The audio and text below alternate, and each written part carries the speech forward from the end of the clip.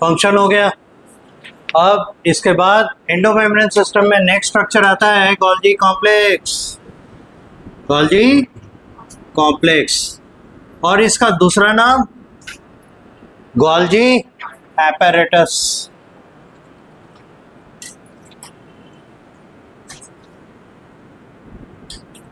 और एक नाम है गोल्जी बॉडी। तो ऑल आर मीनिंग सेम, सभी का मतलब एक। ठीक है, आपका बोलिएगा एनीवे। सो यहां देखिए, पहला स्टेटमेंट इसके बारे में, गोल्जी कॉम्प्लेक्स प्लांट और एनिमल सेल दोनों में होगा कि नहीं होगा? बिल्कुल होगा। तो हम लोग लिखेंगे it is present in both plant and animal cell. ठीक है। सीरियल नंबर 2, याद कीजिए जब हम लोग प्लांट सेल ड्रॉ किए थे उसमें प्लांट सेल में गोल्जी कॉम्प्लेक्स के लिए एक अलग टर्म लिखे थे, वो था dictyosome. It is the same Golgi complex but it is not so much elaborate. ये उतना फैला हुआ, उतना विस्तृत, उतना ज्यादा एक्टिव नहीं होता जितना कि एनिमल सेल में होता है। ठीक है, इसीलिए लेसर एक्टिविटी या लेसर एक्टिविटी स्ट्रक्चर एक्वायर करने के वजह से प्लांट सेल में इसे डिक्टायोसोम कहते हैं। ठीक है, होगा तो दोनों में, पर प्लांट सेल में इसके लिए एक अलग थोड़ा सा term. In plant cells the Golgi body is called dictyosome. Golgi body को डिक्टायोसोम कहा जाता है। ठीक है, यहां तक में कोई दिक्कत? Serial number 3। अब हम लोग आए स्ट्रक्चर की बात करें।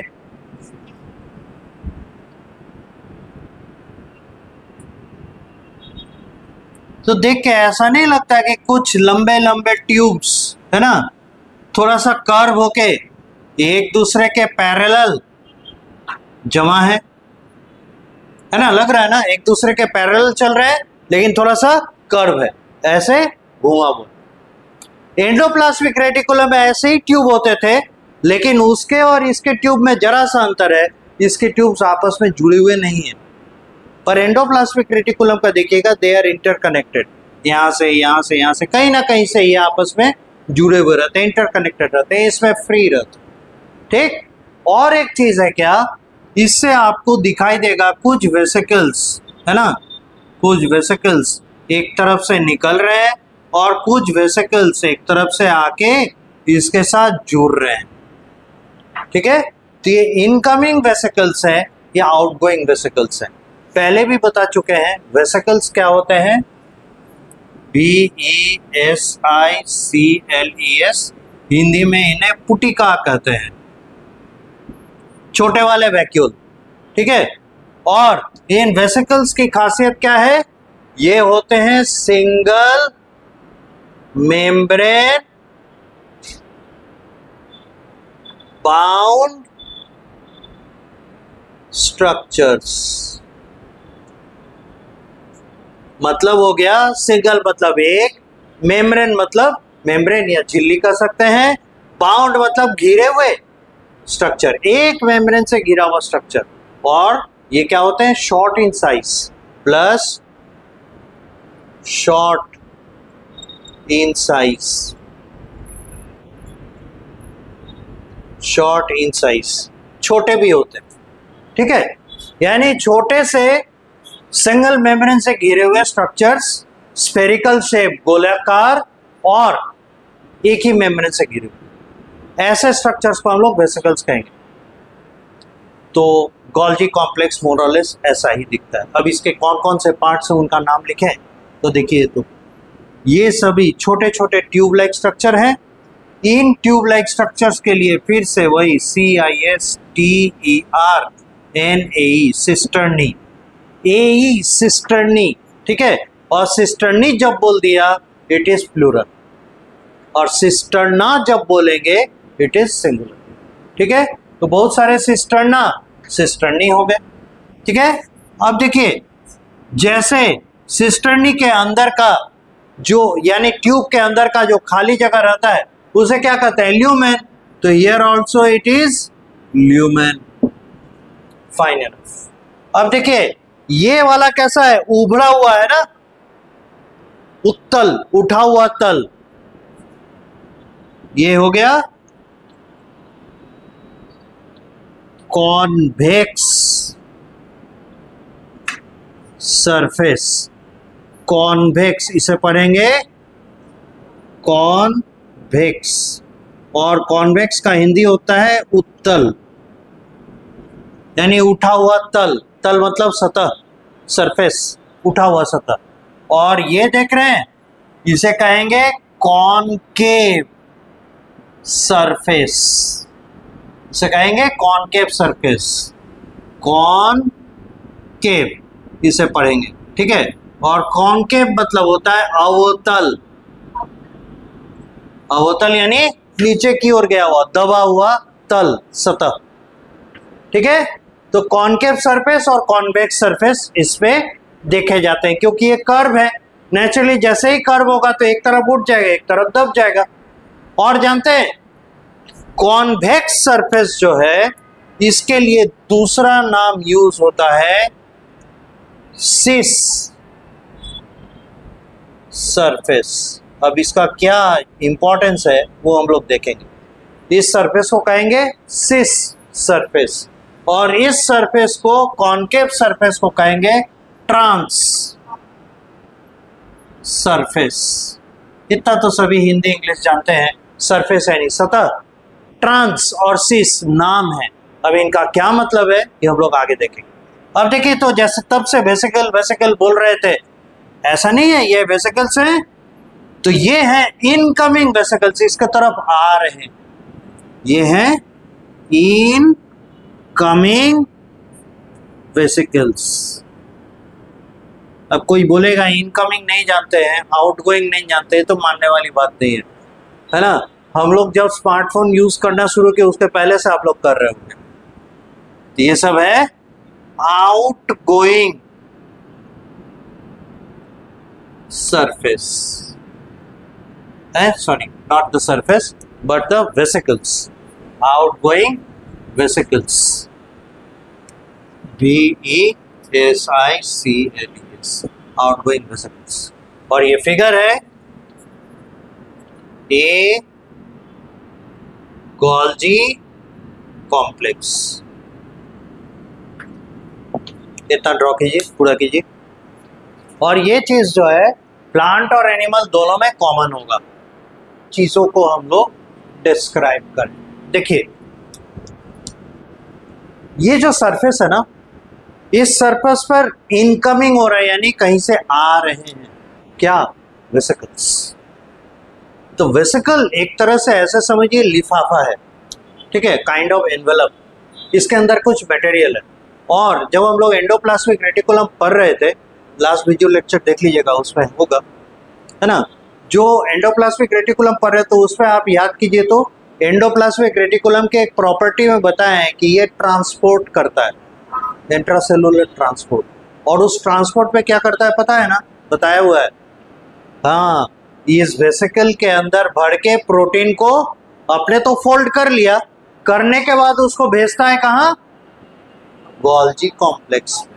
ये वही वेसिकल्स हैं जो ER द्वारा छोड़े गए हैं और गोल्जी के पास आ रहे हैं इसके साथ मर्ज होने के लिए, फ्यूज होने के लिए।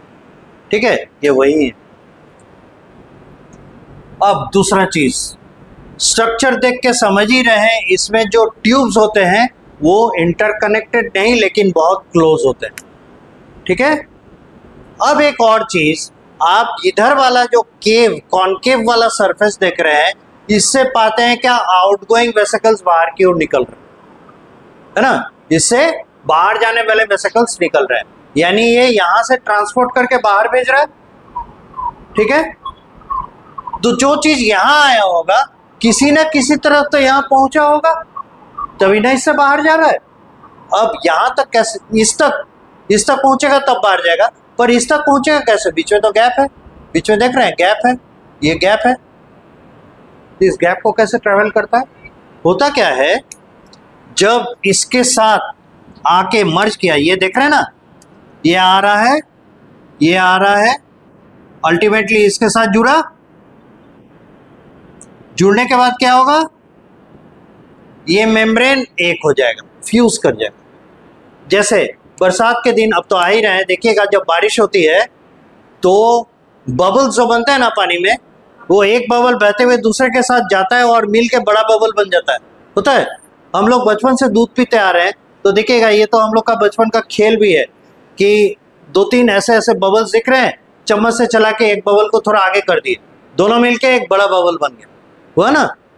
तो यहाँ भी देखिए ये एक छोटा बबल और इसको एक बड़े बबल की तरह सोचें, क्यों? क्योंकि ये भी सिंगल मेम्ब्रेन से बना हुआ है और ये भी सिंगल मेम्ब्रेन से बना हुआ है, दोनों का कंपोजिशन सेम, तो ये एक बड़ा बबल, ये एक छोटा बबल, तो दोनों बबल जब मिक्स करेगा तो एक और बड़ा बबल बन जाएगा। देखिए तो दोनों मिल गया, अब ये इसका हिस्सा हो जाएगा, ठीक है। अब इसमें जो भी एक्टिविटी हुई उसके बाद वो एक्टिविटी अब यहां से आगे की ओर बढ़ना चाह रहा है। पहले क्या था, ऐसे ही सरफेस था, अब आगे बढ़ रहा है, धीरे धीरे क्या होगा, ये और बड़ा होगा, ये और बड़ा होगा, तो कैसा दिखाई देगा, ऐसे दिखाई देगा ना, ये बड़ा हुआ तो ऐसे दिखाई देगा। अब ये और बड़ा होगा तो क्या होगा, अब पिंच ऑफ हो गया, अलग हो गया, अलग होने के बाद ये देखिए अलग हो गया, अभी इससे जा रहा है जुड़ने के लिए, जुड़ने जाएगा तो यहां आके जुड़ेगा, इससे अलग हो गया, अब इससे आके जुड़ा, सेम चीज जो यहां हुआ वो चीज यहां होगा, जैसे ही जुड़ेगा इन दोनों का सरफेस क्या हो जाएगा, similar, and the same process will go on. इसका मटेरियल इसमें आ जाएगा और फिर इससे क्या होगा, इसमें से एक बंचिंग होगा, बंच ऑफ निकलेगा और उसके बाद फिर धीरे धीरे इससे, उसके बाद इससे और फाइनली ऐसे करके बाहर निकलेगा। तो कहने का मतलब है, मॉरल ऑफ द स्टोरी है, एंडोप्लाज्मिक रेटिकुलम में इस तरीके से टूटकर आगे बढ़ना नहीं पड़ता था, पर इसमें चूंकि अगल बगल के ट्यूब्स के बीच में गैप है, जुड़े हुए नहीं है, इसलिए यही एकमात्र रास्ता है, यही एकमात्र उपाय है जिससे क्या होगा, ये एक से दूसरे में, दूसरे से तीसरे में मटेरियल ट्रांसफर कर सकते। ठीक है, तो मटेरियल ट्रांसफर का मेथड समझ में आ गया। अब एक चीज बताइए, ऐसा नहीं लगता है कि ये चीजों को एक जगह से दूसरी जगह भेज रहा है, लेकर आया, कुछ किया उसमें चेंजेस, उसके बाद भेज रहा है, कहाँ भेज रहा है? तो भेजेगा कहाँ, जहां इसको जाना होगा, जो इसका टारगेट होगा। फॉर एग्जाम्पल, अगर इसके अंदर का मटेरियल जो प्रोटीन है, जो मॉडिफाई होने आए हैं यहाँ पर, प्रोटीन मॉडिफाई होने के बाद मान लेते हैं इसका डेस्टिनेशन है एंडोप्लाज्म, क्या कहते हैं, माइटोकॉन्ड्रिया, तो फिर यहाँ से निकल के ये जाएगा किसमें, माइटोकॉन्ड्रिया में। अब बोलिएगा सेल के अंदर इतने सारे स्ट्रक्चर्स है, ये स्पेशली माइटोकॉन्ड्रिया में ही क्यों जाएगा?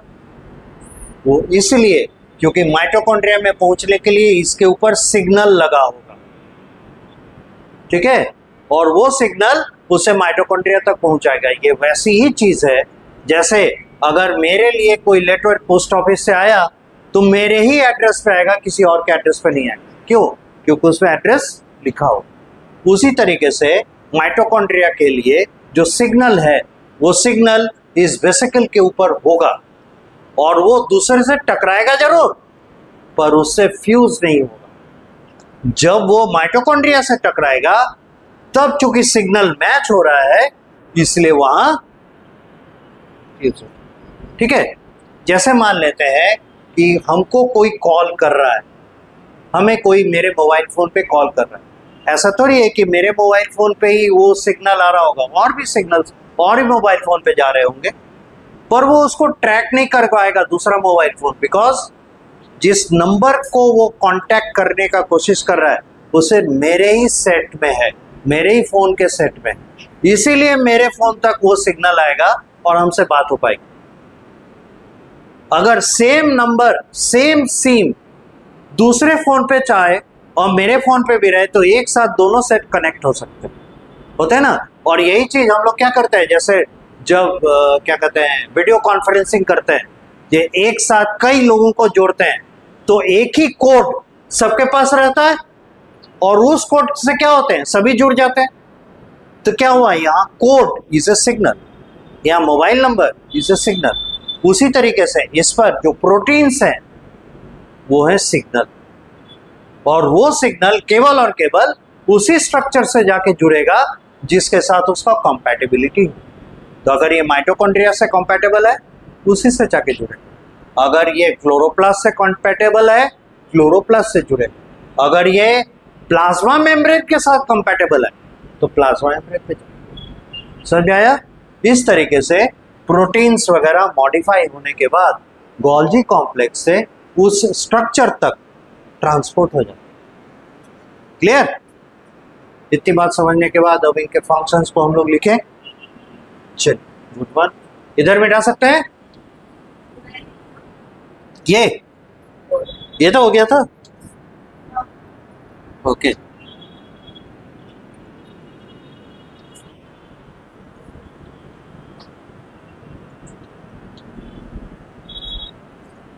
सीरियल नंबर 3 तक हम लोग आए हैं। इसके स्ट्रक्चर में कुछ और बातें हम लोग कहें। Serial number 4,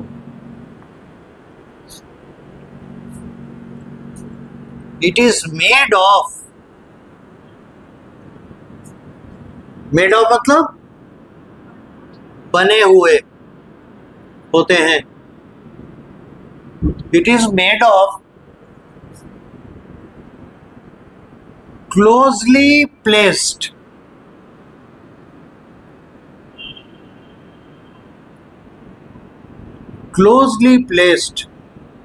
tube like structures called cisternae। Closely placed मतलब होते हैं नजदीक में उपस्थित या निकट उपस्थित। ट्यूब लाइक स्ट्रक्चर्स, ट्यूब जैसे स्ट्रक्चर्स हैं और इन्हें कहते हैं सिस्टर्नी। ठीक है, तो this is the biggest difference between the structure of endoplasmic reticulum and Golgi. They have interconnected cisternae and these have closely placed cisternae. Serial number 5,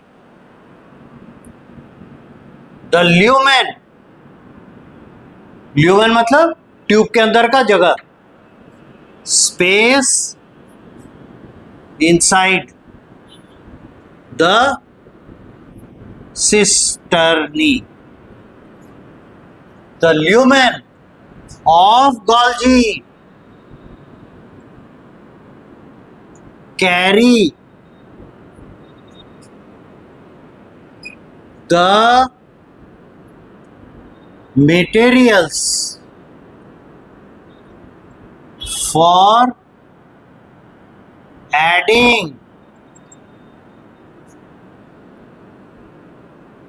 sugar molecules on the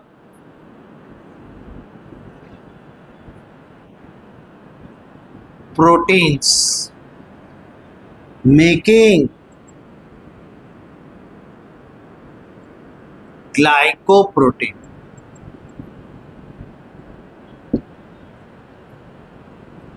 होगा क्या, गोल्जी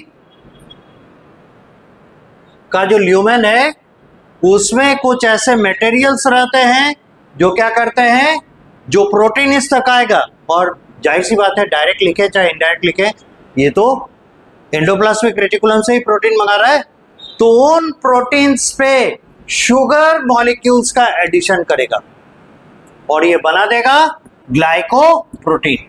ग्लाइको मतलब क्या होता है, sugar, और protein मतलब protein, तो glycoprotein. Serial number 6, it has two surfaces,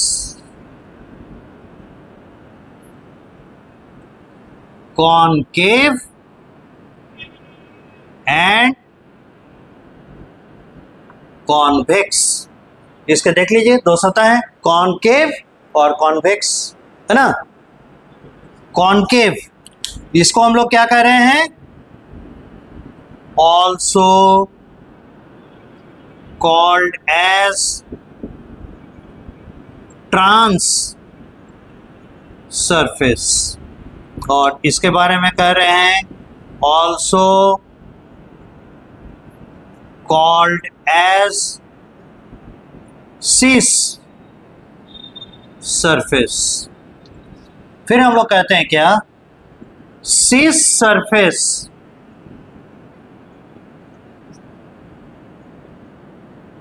receives vesicles, trans surface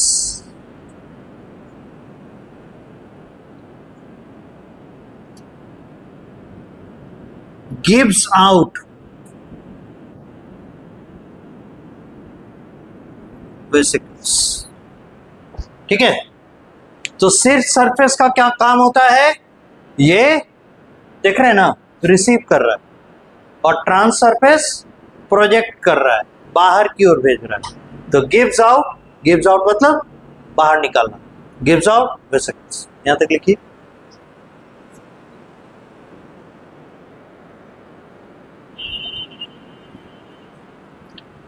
तो ये थे इंपॉर्टेंट फीचर्स इसके स्ट्रक्चर के बारे में, गोल्जी कॉम्प्लेक्स कैसे होते हैं, है ना, इनके क्या मतलब अपीयरेंस होते हैं, ये क्या स्ट्रक्चर में चेंजेस लाते हैं, ये सर। अब देखिए इसका फंक्शन, मोस्ट इंपॉर्टेंट तो वो है, गोल्जी कॉम्प्लेक्स अगर है किसी सेल में, काम क्या करेगा, फंक्शंस। नंबर 1, पहला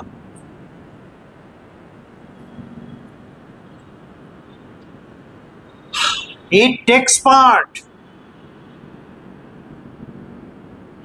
मतलब ये भाग लेता है,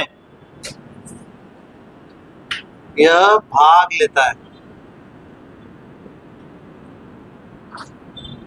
it takes part in the intracellular transport. Intracellular मतलब एक ही सेल के अंदर,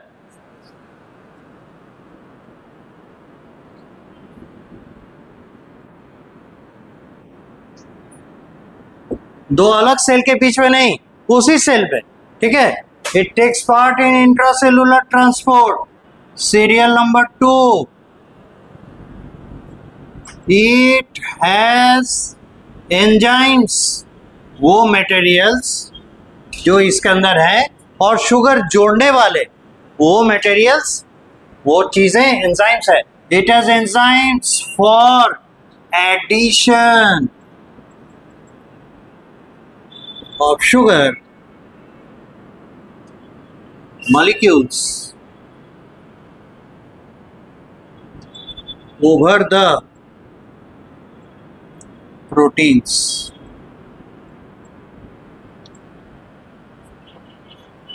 इनमें खासियत क्या है, इनके अंदर वो एंजाइम्स पाए जाते हैं जो इसका फंक्शन हो गया, शुगर मॉलिक्यूल ऐड कर सकते हैं जिनके मदद से, तो हम लोग लिख सकते हैं सो दे, मतलब ये, सो they can produce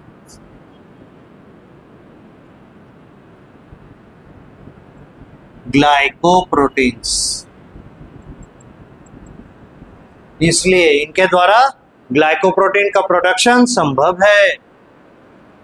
serial number 3, it receives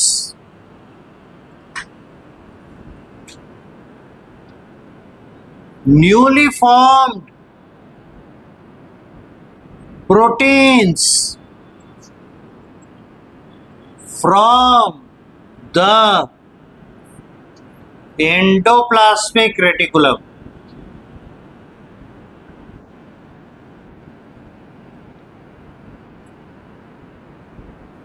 ये क्या करते हैं? ये रिसीव करते हैं नए नए बने हुए उन प्रोटीन्स को जो एंडोप्लाज्मिक रेटिकुलम में बने। और क्या ये बात इसको प्रूफ नहीं करता कि इंट्रासेलुलर ट्रांसपोर्ट में पार्टिसिपेट कर रहा है? सेल के अंदर ही ट्रांसपोर्ट हो रहा है ना, तभी ना एंडोप्लाज्मिक रेटिकुलम से ये प्रोटीन्स को मंगा रहा है।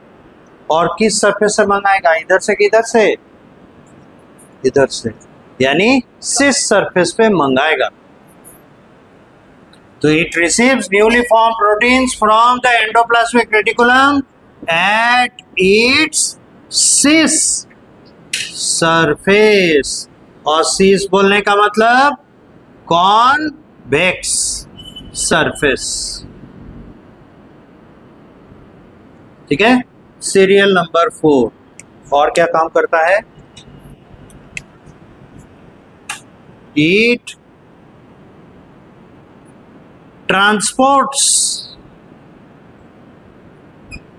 the glycoproteins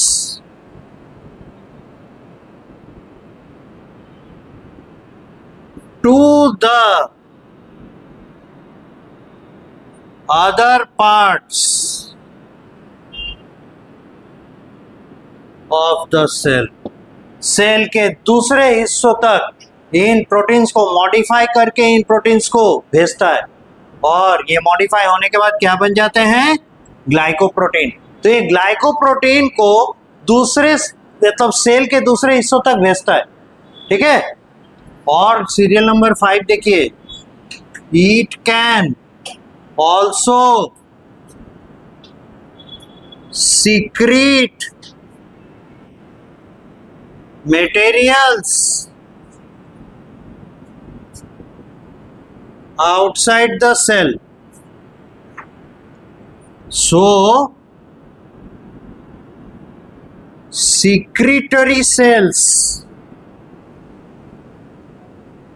have a lot of Golgi complex. ऐसे सेल्स जिसमें से सिक्रीशन आते हैं, जैसे फॉर एग्जांपल एंजाइम निकल रहे हैं, डाइजेस्टिव एंजाइम्स, है ना। ऐसे जो ग्लैंड्स हैं जिनमें से हार्मोन निकल रहे हैं, तो भी सिक्रीशन हो गया। तो अभी लिखे नहीं, पहले समझ लीजिए, उसके बाद लिखने का सबको मौका देंगे। तो उनसे क्या होगा? इन मटेरियल्स का सिक्रीशन होगा उन सेल में से। जैसे किसी के पास, है ना, जो ग्लैंड है, फॉर एग्जांपल जैसे हमारे मुंह में कौन से ग्लैंड्स होंगे? सैलिवरी ग्लैंड्स है। तो सैलिवरी ग्लैंड से सलाइवा निकल रहा है, सलाइवा इज अ सिक्रीशन। यानी कि इस ग्लैंडुलर सेल्स में मतलब सैलिवरी ग्लैंड के सेल्स में ज्यादा करके कौन होंगे? गोल्गी कॉम्प्लेक्स, क्योंकि ये सिक्रीशन का काम करते हैं। Got it? उसके बाद जैसे फॉर एग्जांपल थायराइड ग्लैंड है, यहाँ होता है ना गले में, तो थायराइड ग्लैंड का सिक्रेशन क्या होगा? Thyroxine hormone. ये हो गया सलाइवा, एक सिक्रेशन जो डाइजेशन में हेल्प करता है ना। और इसमें एक एंजाइम रहता है जैसे लाइसोजाइम, जो बैक्टीरिया के सेल वॉल को ब्रेक कर देता है। तो इसका सिक्रेशन हो रहा है ना। तो कौन ज्यादा मात्रा में होंगे इसके सेल्स में? गोल्गी। उसी तरह से थायराइड फॉलिकल्स, जो थायराइड ग्लैंड के हिस्से हैं जिनसे थायरॉक्सिन हार्मोन निकल रहा है, उसके सेल्स में भी गोल्गी ही होना चाहिए। ठीक है। तो जहां पे सिक्रेशन हो रहा है, गोल्गी कॉम्प्लेक्स ज्यादा करके होता है। ठीक। अब आप इसको नोट कर सकते हैं, पूरा कर लीजिए। कहीं डाउट है? बोलिए।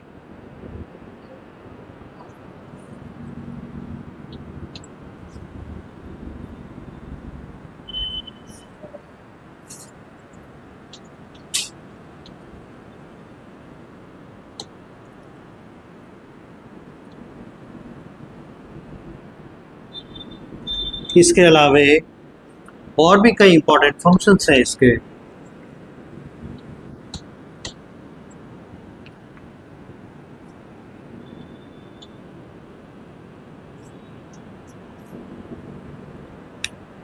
Serial number 6। आप पाइएगा क्या, ये जो गोल्गी कॉम्प्लेक्स है, it forms the structure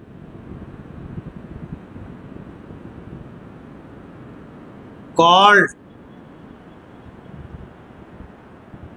acrosome at the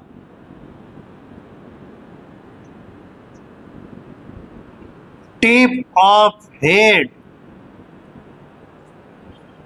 It forms a structure called acrosome at the tip of head of sperm cells.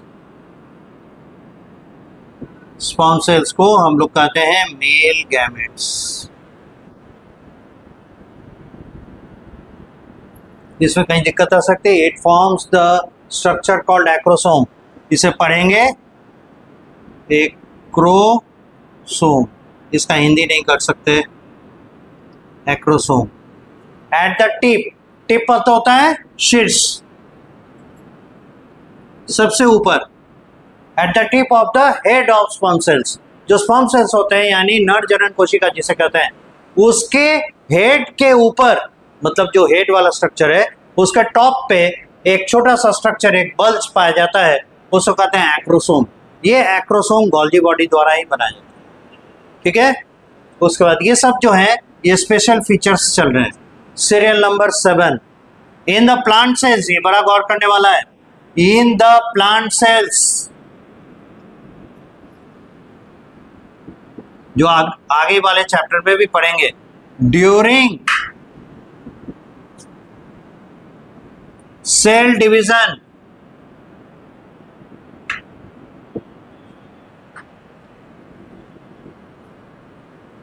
Golgi complex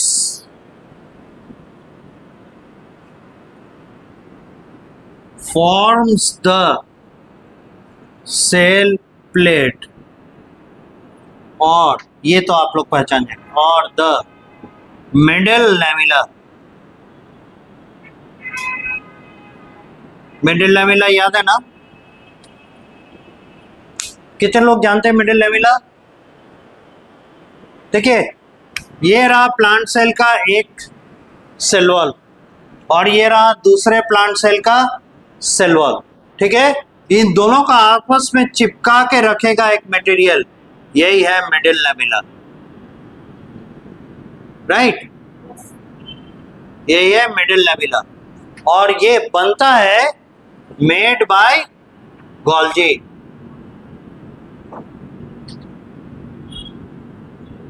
body या गोल्गी कॉम्प्लेक्स जैसे कहिए, तो उसके मदद से मिडिल लैमिला का फॉर्मेशन होता है। मिडिल लैमिला क्या करता है?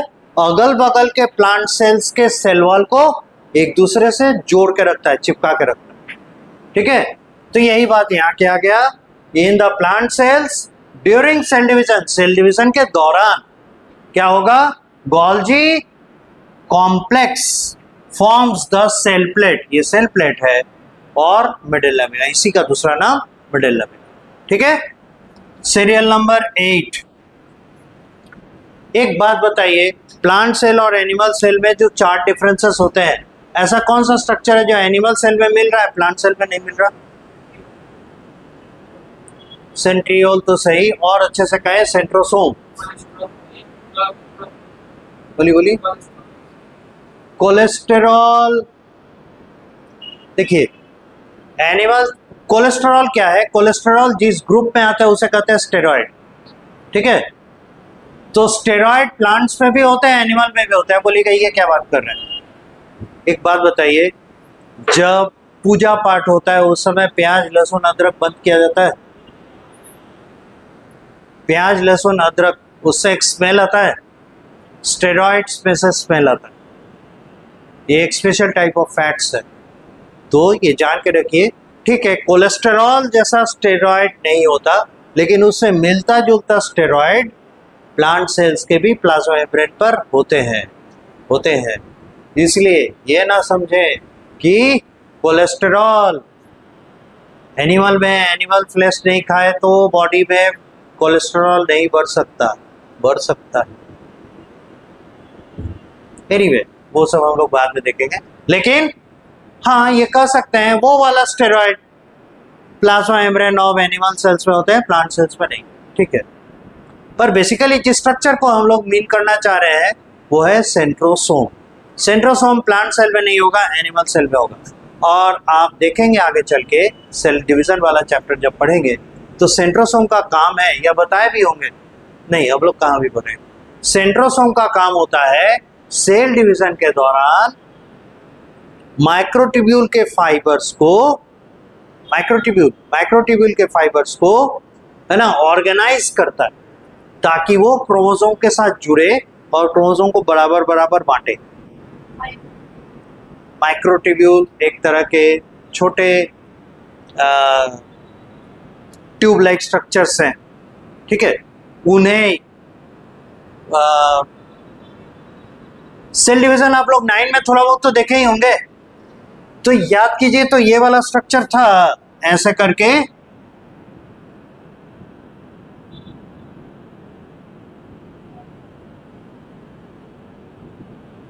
ऐसे आके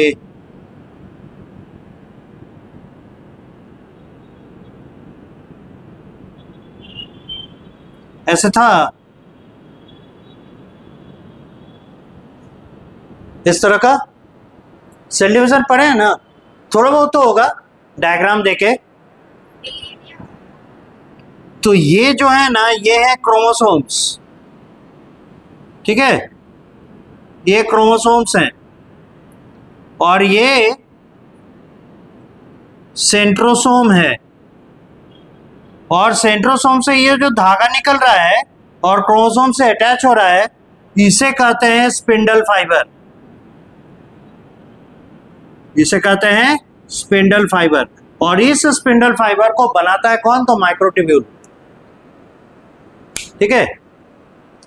अभी उतना नहीं समझ में आएगा, अब लोग उसके बारे में पढ़ेंगे, सिलिया फ्लैजिला पढ़ेंगे तो और क्लियर होगा। तो अभी ऐसे जान के रखिए ये माइक्रोट्यूब्यूल ऐसे ट्यूब है, छोटे ट्यूब, माइक्रो मतलब छोटे, ट्यूब्यूल मतलब ट्यूब, पतले छोटे ट्यूब। तो छोटे माइक्रोस्कोपिक ट्यूब्स जो हैं उन्हें बनाने के लिए जिन प्रोटीन्स का जरूरत पड़ता है वो है ट्यूब्यूलिन प्रोटीन, उनसे ये ट्यूब बनते हैं। बॉटम लाइन क्या है, ये ट्यूब्स या ये ट्यूब लाइक स्ट्रक्चर हेल्प करते हैं सेल डिवीजन के दौरान क्रोमोसोम को बराबर 2 हिस्से में बांटने में, ठीक है। क्रोमोसोम को 2 हिस्से में बांटेंगे तब तो आधा एक डॉटर सेल में, आधा दूसरे डॉटर सेल में जाएगा, ठीक। लेकिन ये माइक्रोट्यूब्यूल के फिलामेंट्स ओरिजिनेट कहां से करेंगे, शुरू कहां से होंगे, सेंट्रोसोम से। यहां तक ठीक है। तो ये प्रोसेस एनिमल सेल में चलेगा, ये भी मान गए, क्योंकि एनिमल सेल में सेंट्रोसोम होता है तो ये काम आराम से हो जाएगा। प्लांट सेल में साहब सेंट्रोसोम होता नहीं, ये तो हम लोग डिफरेंस में लिखते हैं, 4 डिफरेंस लिखते हैं ना, एक वैक्यूल, एक क्लोरोप्लास्ट और एक सेल वॉल, ये तीनों होते हैं प्लांट सेल में, एनिमल सेल में नहीं। और एनिमल सेल में देते हैं सेंट्रोसोम, प्लांट सेल में नहीं। तो 4 में से 3 स्ट्रक्चर प्लांट में पाए जाते हैं, प्लांट सेल में, और एक स्ट्रक्चर एनिमल सेल में। और ये वही सेंट्रोसोम है जिसका फंक्शन है कि वो माइक्रोट्यूब्यूल को ऑर्गेनाइज करता है ताकि क्रोमोसोम का बराबर बराबर बंटवारा हो सके। अब प्रॉब्लम यह है प्लांट सेल में सेंट्रोसोम तो होता ही नहीं है, तो इन माइक्रोट्यूब्यूल्स को ऑर्गेनाइज कौन करेगा, यहाँ पे डिस्कस कर रहे हैं। क्यों, क्योंकि मान के चलिए यही है वो साहब गोल्गी कॉम्प्लेक्स जो माइक्रोट्यूब्यूल्स को ऑर्गेनाइज करने में मदद करेगा प्लांट सेल्स में, ताकि सेल डिवीजन के दौरान उनके क्रोमोसोम बराबर बराबर डॉटर सेल्स में बढ़ सके, ठीक है।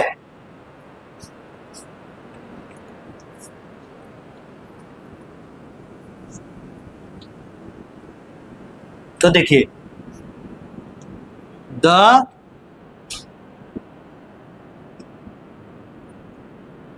microtubules in plant cells are organized by the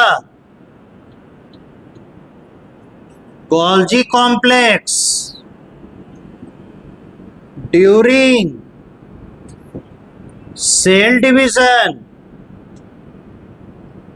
for equal distribution of chromosome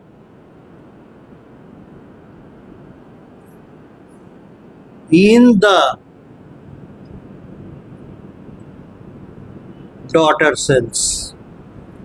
तो क्या कह रहा है, इसको सजाकर लिखे, अगर माइक्रोट्यूब्यूल्स को जो प्लांट सेल्स में ऑर्गेनाइज होंगे किस समय, सेल डिवीजन के दौरान, काहे, ताकि डिस्ट्रीब्यूट हो सके क्रोमोसोम दोनों डॉटर सेल में बराबर बराबर, गोल्जी कॉम्प्लेक्स के द्वारा होंगे। तो microtubules in the plant cells are organised by the Golgi complex during cell division for equal distribution of the chromosomes in the daughter cells. यहां तक लिखिए।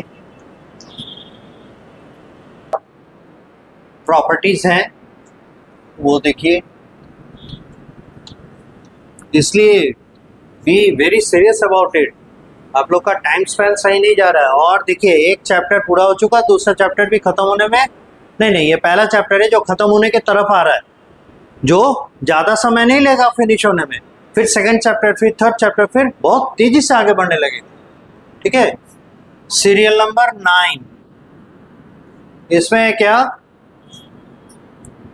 The Golgi complex repairs and replaces, दोनों daughter में repair करना मतलब टूट गया उसको बना दिया, और रिप्लेस किसी हिस्से को बदल दिया, उसके जगह पर आया खुद। तो repairs and replaces the plasma membrane. सोचिए ये कितना इंपॉर्टेंट है। प्लाज्मा मेम्ब्रेन दरअसल क्या है, एनिमल सेल का बाउंड्री और प्लांट सेल का फर्स्ट बाउंड्री। तो उसको रिपेयर करता है या उसको रिप्लेस करता है गोल्जी कॉम्प्लेक्स। और तो और serial number 10, it makes the lysosomes, और लाइसोसोम गोल्जी कॉम्प्लेक्स से ही बनते हैं।